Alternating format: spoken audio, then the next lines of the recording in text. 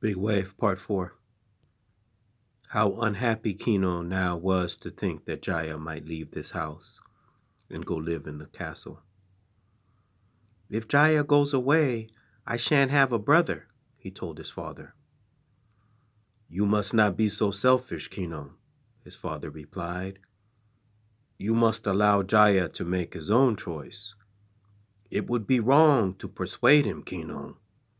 I forbid you to speak to Jaya of this matter. When he wakes, I shall speak to him myself. When his father was so stern, Kino did not dare to disobey, and so he went sadly to bed. He thought when he drew his quilt over him that he would not sleep all night. But being young and tired, he slept almost at once. Yet as soon as he woke in the morning, he remembered Jaya and the choice he had to make. He got up and washed and dressed and folded his quilt and put it into the closet where it stayed during the day. His father was already out in the field, and there Kino went and found him. It was a beautiful mild morning, and a soft mist covered the ocean so that no water could be seen. Is Jaya awake yet? Kino asked his father when they had exchanged morning greetings. No, but he will wake soon, I think, his father replied. He was weeding the cabbage bed carefully, and Kino knelt down to help him. Visualize. Must you tell him about old gentleman today? Kino pleaded. I must tell him as soon as he wakes, his father replied. It would not be fair to let Jaya grow used to thinking of this as his home. He must make the choice today, before he has time to put down his new roots. May I be there when you talk with him? Kino asked next. No, my son, his father replied. I shall talk to him alone and tell him all the benefits that a rich man like old gentleman can give him and how little we who are poor can give him. Kino could not keep from wanting to cry. He thought his father was very hard. But Jaya will certainly want to go away, he sobbed. Then he must go, his father said. They went into the house to have breakfast, but Kino could scarcely eat.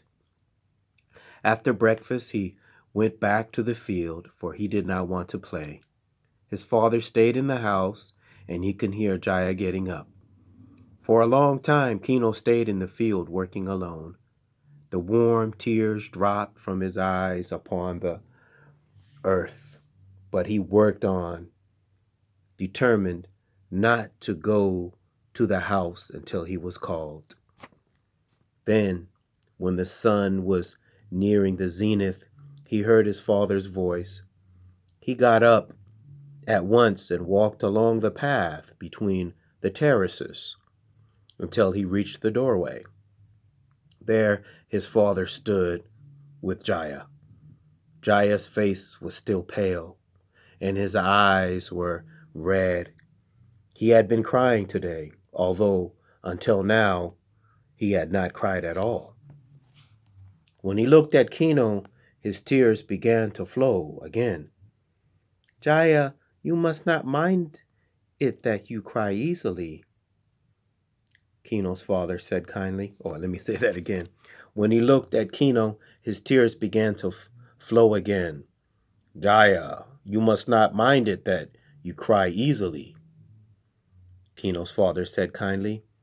Until now, you could not cry because you were not fully alive. You had been hurt too much, but today you are beginning to live, and so your tears flow. It is good for you. Let your tears come and do not stop them. Then he turned to Kino. I have told Jaya that he must not decide until he has seen the inside of the castle. I want him to see all that old gentleman can give him for a home. Jaya, you know how our house is. These 4 rooms and the kitchen.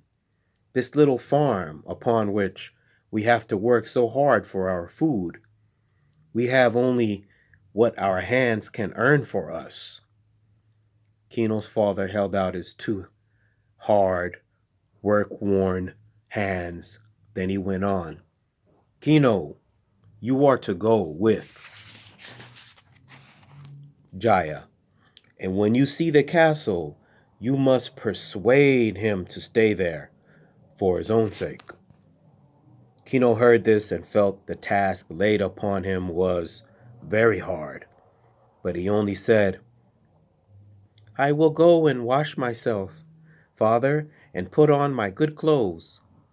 No, his father said, go as you are. You are a farmer's son.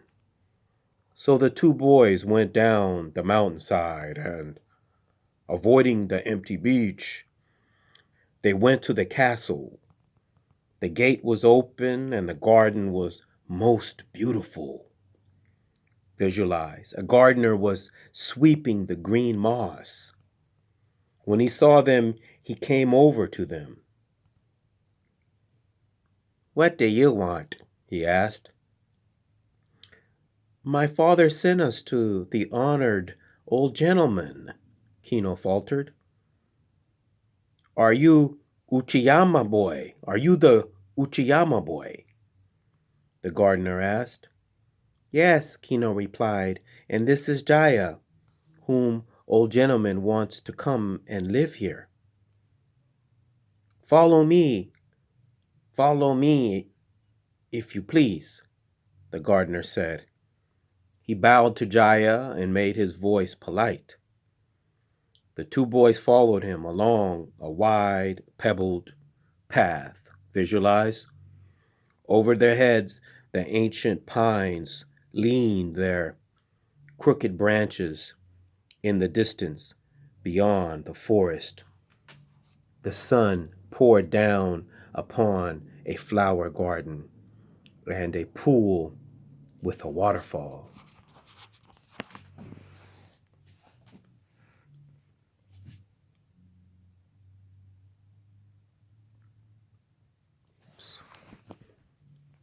Little technical difficulties there. How beautiful it is, Kino whispered. Sadly, Jaya did not answer. He walked along, his head held high. When they reached the house, they took off their shoes and followed the gardener through a great door. Inside this, the gardener paused, and a manservant came forward and asked what they wanted. The gardener whispered, and the manservant nodded. Follow me, he said to the boys. So they followed him through wide passageways. The walls were of fine polished wood, unpainted but smooth and silvery. Under their feet, fine woven padded mats were softer than the moss beneath the trees. On both sides of this passageway, panels slid back to show beautiful rooms. In each room were a vase of flowers, an exquisite scroll, a few pieces of dark polished furniture. Neither Jaya nor Kino had ever seen such a house. Kino was speechless. How could he hope now that Jaya would not want to stay in the castle? Then far in the distance, they saw an old gentleman sitting beside a small table. The table was set in front of the open sliding panels that looked into the garden.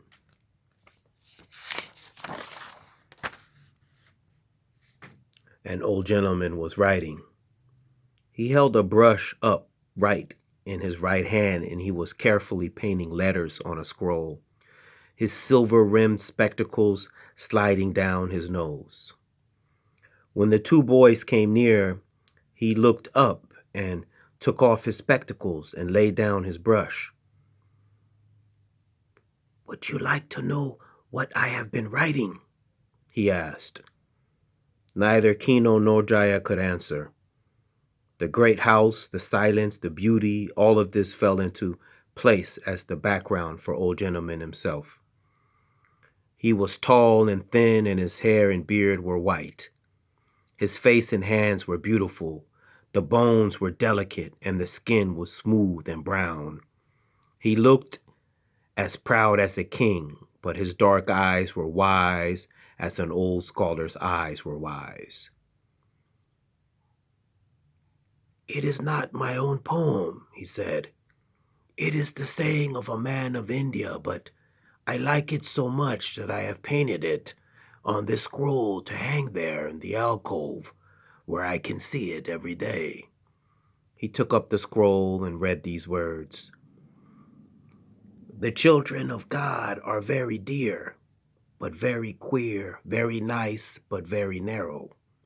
He looked at the boys. "What do you think of it?" he said. They looked at one another. "We do not understand it, sir," Jaya said at last. Since he was a little older than Kino, he felt he should speak. Old Gentleman shook his head and laughed softly. "Ah, we are all the children of God," he said. Then he put on his spectacles and looked hard at Jaya. "Well," he said, "will you be my son?" Jaya turned very red. He had not expected to have the question put to him so suddenly and so directly. Old Gentleman saw he found it hard to speak. "Say yes or no," he told Jaya. "Those are not hard words to say." "I will say no," Jaya said. Then he felt this was harsh. "I thank you, but I have a home on the farm," he added. Ah, how Kino felt when he heard these words. He forgot entirely about the big wave and all the sorrow it had brought, and for a moment he was filled with pure joy. Then he remembered the small farmhouse, the 4 little rooms, and the old kitchen. "Jaya," he said solemnly, "remember how poor we are." Old Gentleman was smiling, a half-sad little smile. "They are certainly very poor," he said to Jaya, "and here, you would have everything. You can even invite this farm boy to come and play sometimes, if you like. And I am quite willing for you to give the family some money. It would be suitable as my son for you to help the poor." "Where are the others who were saved from the big wave?" Jaya asked suddenly. "Some wanted to go away, and the ones who wanted to stay are out in the backyard with my servants," Old Gentleman replied. Why do you not invite them to come into this big house and be your sons and daughters?" Jaya asked. "Because I don't want them for my sons and daughters," Old Gentleman replied rather crossly. "You are a bright, handsome boy, and they told me you were the best boy in the village." Jaya looked about him. Then he shook his head again. "I am no better than the others," he said. "My father was a fisherman." Old Gentleman took up his spectacles and his brush again. "Very well," he said. "I will do without a son." The manservant motioned to them and they followed, and soon they were out in the garden again. "How foolish you are," the manservant said to Jaya. "Old Gentleman is very kind indeed. You would have everything here." "Not everything," Jaya replied. They went out of the gate and across the hillside, again back to the farmhouse. They went out of the gate and across the hillside again, back to the farmhouse. Setsu was outside, and she came running to meet them, the sleeves of her bright kimono flying behind her and her feet clattering in wooden sandals. "Jaya has come back home," she cried. "Jaya, Jaya." And Jaya, seeing her happy little face, opened his arms and gave her a great hug. For the first time, he felt comfort creep into his sad heart, and this comfort came from Setsu, who was like life herself, who was like life itself. Their noonday meal was ready, and Kino's father came in from the fields, and when he had washed, they all sat down to eat. "How happy you have made us," he told Jaya. "Happy indeed," Kino's mother said. "Now I have my brother," Kino said. Jaya only smiled. Happiness began to live in him secretly, hidden inside him in ways he did not understand or know. The good food warmed him, and his body welcomed it. Around him, the love of the four people who received them glowed like a warm and welcoming fire upon the hearth. Time passed. Jaya grew up in the farmhouse to be a tall young man, and Kino grew at his side, solid and strong, but never as tall as Jaya. Setsu grew too, from a mischievous, laughing little girl into a gay, willful, pretty girl. But time, however long, was split in two parts by the big wave. People spoke of the time before and the time after the big wave. The big wave had changed everyone's life. Let's leave it here.